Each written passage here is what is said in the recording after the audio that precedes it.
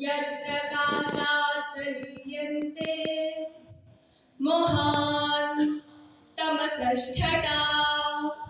ज्ञान गरिमा के महोदधि स्वरूप नील क्षीर विवेकी परम श्रद्धेय निर्णायक मंडल, समादरणीय गुरुजन, प्रतिभागी मित्रों एवं इस सभागार में उपस्थित सभी सम्माननीय लोगों को मेरा यथा योग्य वैदिक अभिवादन। आर्य समाज हनुमान रोड के वार्षिक उत्सव पर आयोजित इस भाषण प्रतियोगिता के अवसर पर मैं भव्या सहगल सत्य सनातन वैदिक संस्कृति सर्वोत्तम इस विषय पर अपने विचार प्रस्तुत करने जा रही हूँ। मान्यवर समुपसर्ग पूर्वक क्री धातु एवं टित प्रत्यय से संस्कृति शब्द बना है। मेरे विचार से इसकी व्युत्पत्ति हम इस प्रकार कर सकते हैं। अस्माकं पूर्व पुरुषैः मनीषिभिः परिपालिता सम्यक् रूपेण निर्मिता संस्कारिता वा या जीवन विधि सा संस्कृति।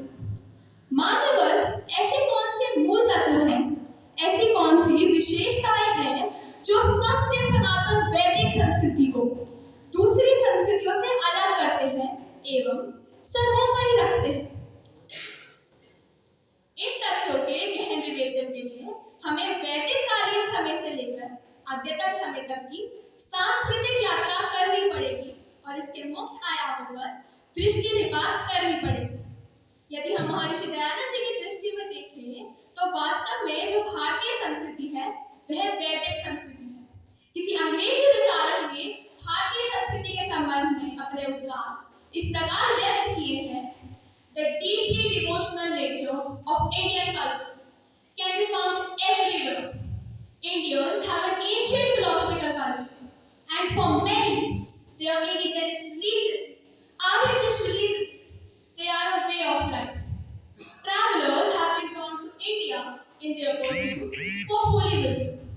इसका सारांश यह हुआ कि सत्य सनातन वैदिक संस्कृति केवल संस्कृति न होकर संपूर्ण जीवन पद्धति है, जीवन जीने की कला है।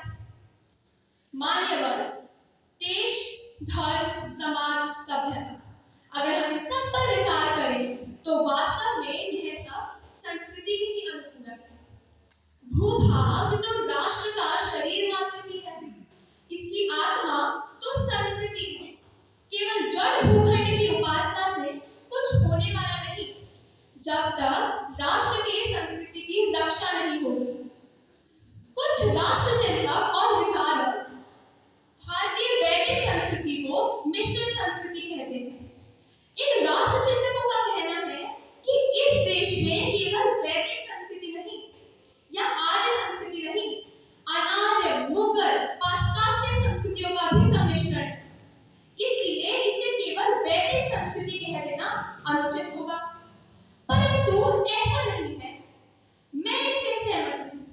मेरा तर्क यह है कि गंगोत्री और गौमुख से निकलने वाली गंगा जैसे जैसे आगे बढ़ती है उसमें अन्य नदियां, कारखानों के उत्सर्जन, तटवर्ती नगरों के प्रदूषित जल स्रोत आकर के गंगा में मिलते हैं और गंगा का प्रदूषण बढ़ा देते हैं, जिससे गंगा जल में वह तासीर बनी नहीं रह सकती और उसकी गुणवत्ता में कमी आ जाती है। अपने गंतव्य गंगा सागर पहुंचने से पहले तो उसका नाम ही बदल जाता है, उसका नाम हुगली हो जाता है।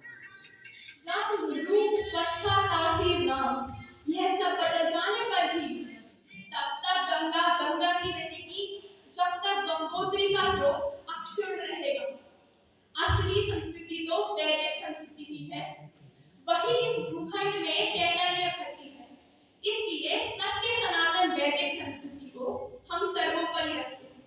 मान्यवर वैदिक सनातन संस्कृति का मूल स्रोत वेद होने के कारण आध्यात्मिकता इस संस्कृति की मूल आधार है।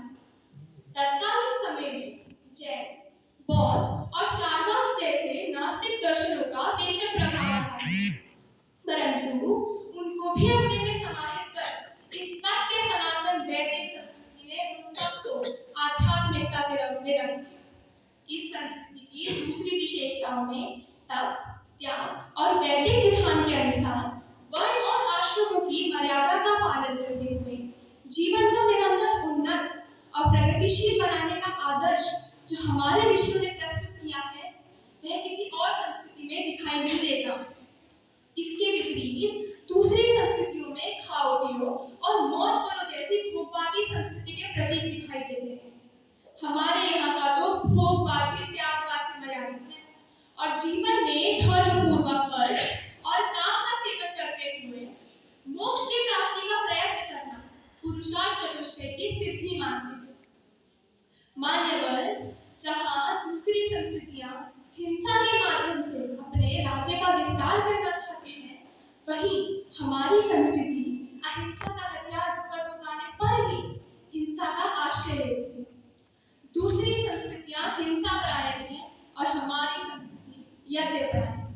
मान्यवर, जब हमारी संस्कृति वेद, उपनिषद, ब्राह्मण, आरण्य, स्मृतियां, महाभारत, रामायण आदि से होती हुई आगे बढ़ रही थी, तब शायद दूसरी संस्कृतियां जंगलों में अपने अस्तित्व की तलाश कर रही थी। संपूर्ण विश्व को भारतीय मनीषा से शिक्षा लेने की प्रेरणा देने वाला यह श्लोक भी इसी को इंगित करता है।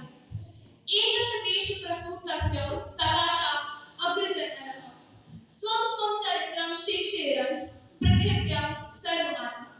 अंत में अपनी वाणी को